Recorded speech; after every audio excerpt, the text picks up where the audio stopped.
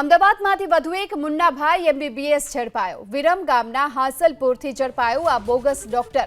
SOG પોલીસે bogus તબીબ પ્રદીપ ગોયલની ધરપકડ કરી। દવા અને મેડિકલના સાધનો સહિત 16,925નો મુદ્દામાલ જપ્ત કરવામાં આવ્યો છે। એસઓજીની ટીમ પહોંચી હતી વિરમગામ, જ્યાં હાંસલપુરથી આ બોગસ તબીબને ઝડપી લેવામાં આવ્યો છે। મુન્નાભાઈ એમબીબીએસ પ્રદીપ ગોયલ, જેની ધરપકડ કરવામાં આવી છે, તેની પાસેથી 16,925નો મુદ્દામાલ પણ જપ્ત કરાયો છે।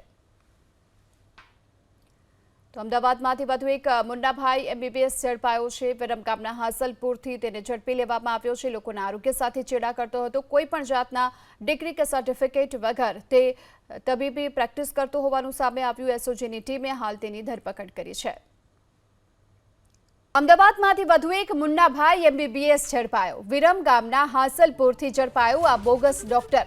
એસઓજી પોલીસે બોગસ તબીબ પ્રદીપ ગોયલની ધરપકડ કરી।